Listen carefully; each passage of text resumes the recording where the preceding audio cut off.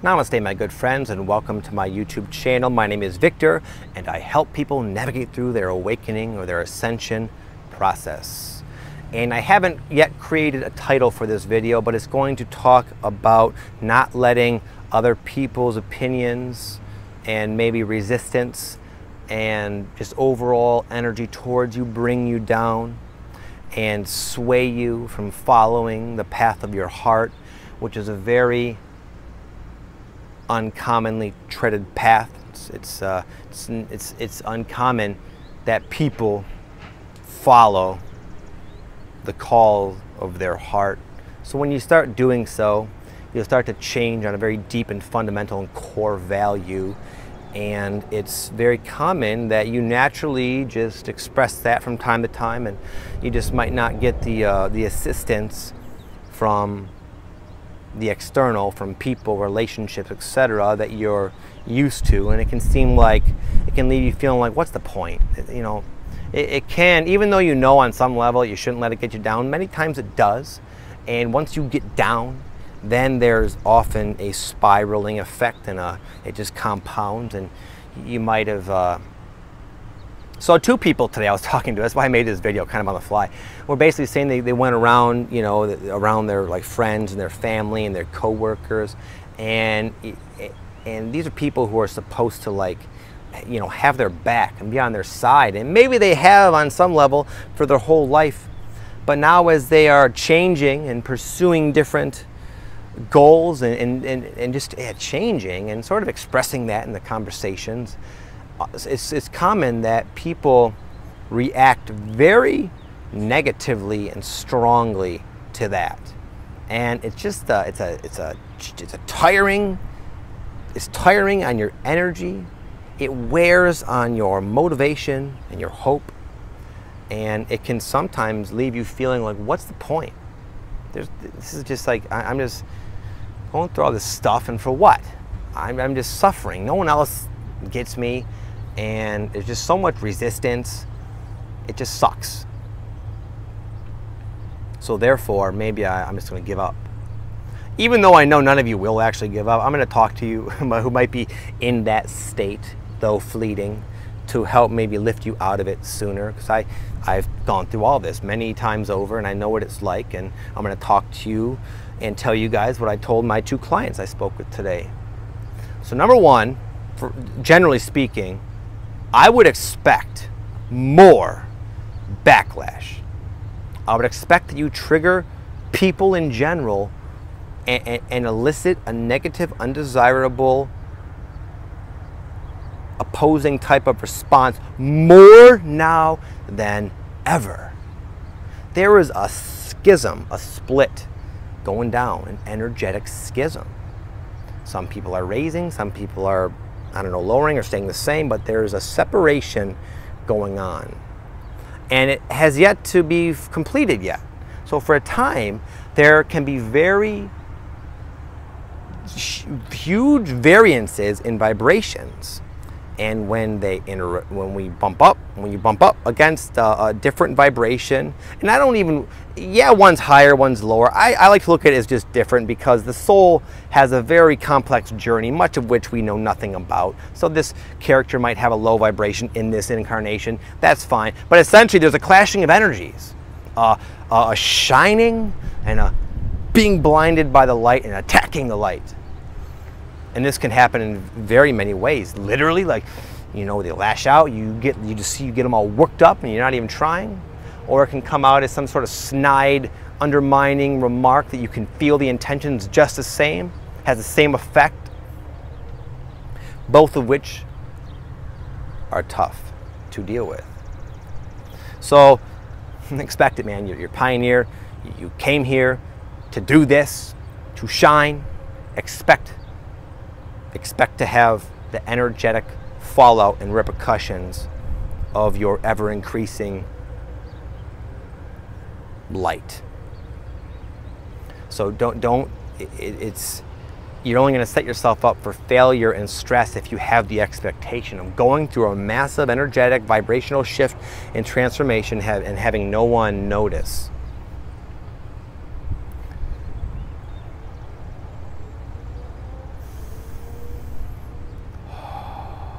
Secondly,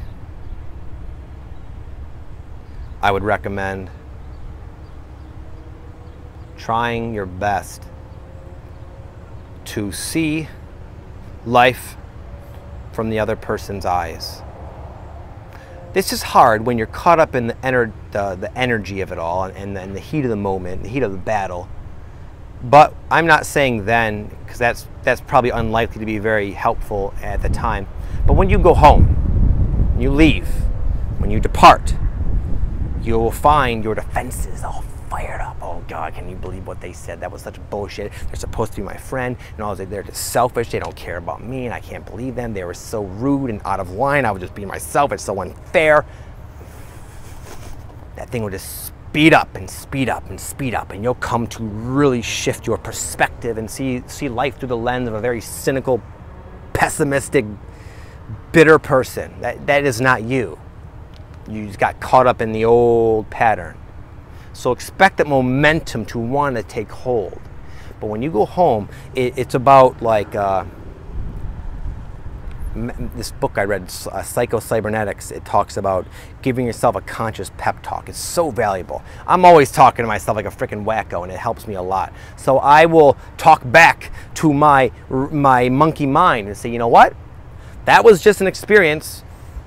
I should have seen it coming. I should have known that maybe they wouldn't be on board with my ideas or what I had to share, or even the energy behind what I'm saying. So on one hand, it's not surprising.